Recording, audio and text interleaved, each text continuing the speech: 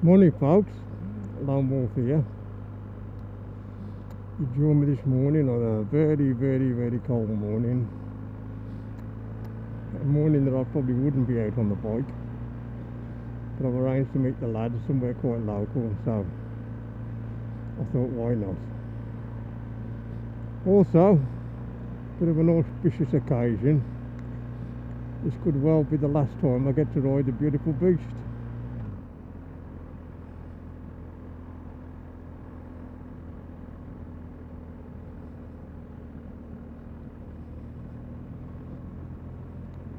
Stay tuned and I'll tell you why.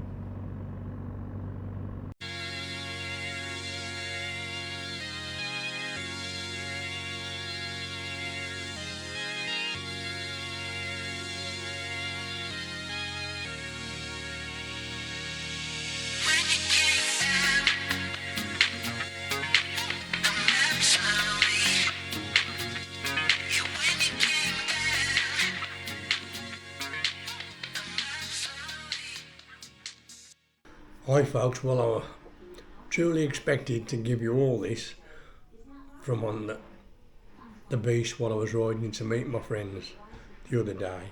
But unfortunately I was that muffed up with my muff here and the microphone and everything. When I played it back it was so distorted I didn't think it was worth putting onto the tube. So why have I sold the beautiful GS, the beast? It's purely and simply a case of finance. There's nothing wrong with the bike. It's a perfect bike. It's the best I've ever had. In 7 BMWs, it's by far and away the best I've had. In fact, it's the best bike I've had, full stop. I truly love it. But there comes a time when you've got to, as my next door neighbour says, cut your cloth accordingly. And the time has come. As you know, if you watch the channel, the beast was 3 years old in Christmas, had MOT. Because at the same time at 3 years old, you lose the full manufacturer's warranty. So you've really got to check out an extended warranty to make sure it's covered, because you'd be a fool to ride something like that without any warranty on it, because it's a bottomless pit if it's got to go near the garage. So, done the research, BMW was the one. Works out £38 a month. I only had it on a monthly basis, not the full 12-month term, because I knew I wouldn't keep it a further 12 months. So I'd got that. The expense that on top of the payments. Payments that I make now finish in August when the bike is due to go back. I never usually leave it till that time. I always do it at about this time, 2.5 years into the agreement, maybe 2 years, 8 months, something like that. So that's an added cost.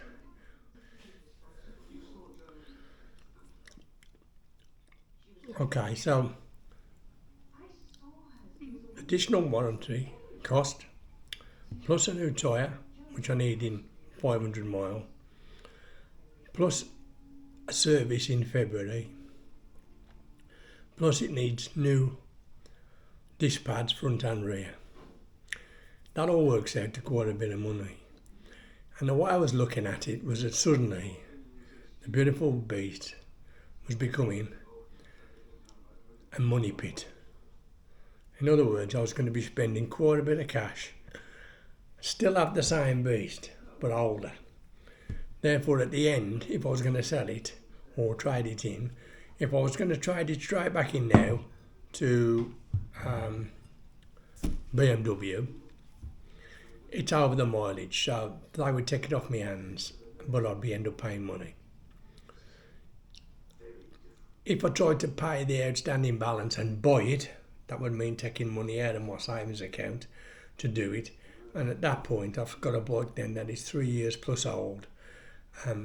It's done 15,000 miles now. It's going to be coming on to 20,000 miles, pretty quickly. So I've got an older bike, over 3 years old, that I've just spent a chunk of money on out of the savings. Third thing was, let's trade it in, because that's what I generally do. Generally, I would just take it to BMW, say, I want to try that one, whether it's an RS, GS, whatever, RT. The next step that I'd want to make, I'd take it out, I'd try it, come back, sit down, do a deal, job done. That can't happen these days for two reasons. One, finance. Two, I actually went to try the new 1300 GS. And as you know, if you watch the channel, I couldn't even get on it. My legs are too short, 29-inch seam. So I'm in a bit of a quandary. They said what we'll do is we'll get one with a ride, height, lowering device. As soon as we get one, we'll give it a call, and you can come and test it. I thought, fine, that's great. That'll sway it towards the 1300 GS because it's got rave reviews. It's obviously a great bike. So I went back. That was in November. I think I went back in December. Still nothing. I've been back in January. Still nothing. I thought, while I'm there, I might as well say, just do us a price then. Let's go the old log. Tramontana, luggage, spotlights on the front, lower crash bars. 25 grand. I was absolutely gobsmacked at the price.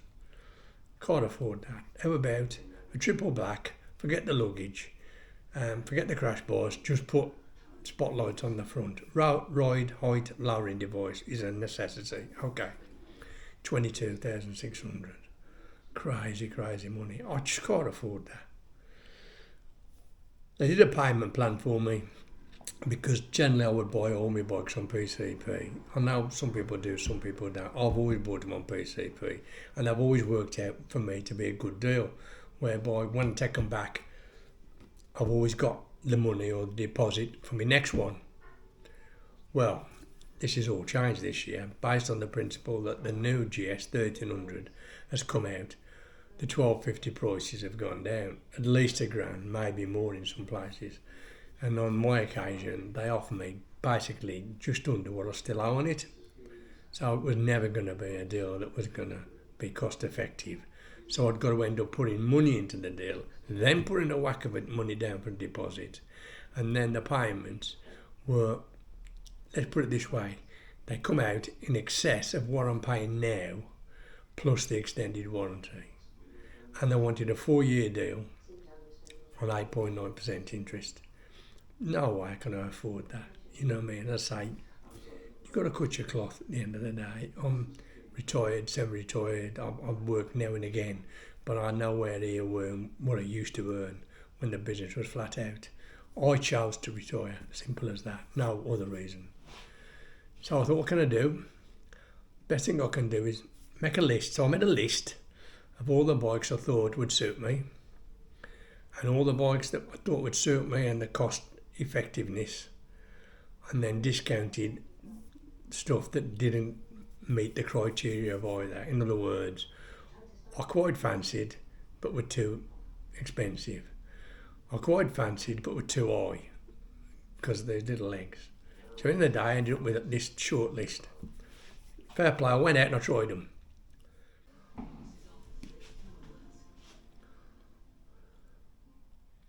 So I didn't put the bikes that I reviewed on the channel, purely and simply because I didn't think it was fair. Because it would have been, from my perspective, as me wanting to buy the bike, not as an honest and open review on the bike. So as I say, did what I wanted, got the bikes, tested them, come back. And as Simon Cowell says, when he sat on his sofa by his pool in Malibu, when he's doing the X Factor, I have made my decision. And my decision is that you are going to have to wait until I get my hands on it and give you a full unveiling.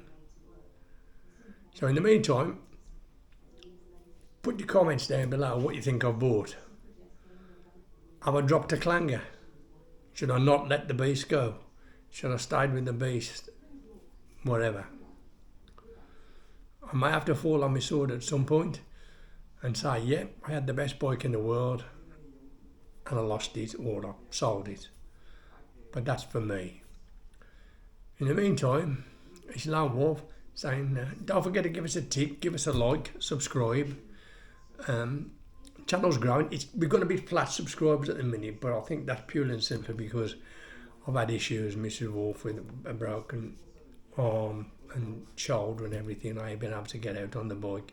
Plus, I haven't wanted to be out on the bike for fear of anything happening, as it's sold. I've still got it, but I'm waiting for my new one so we can do the trade.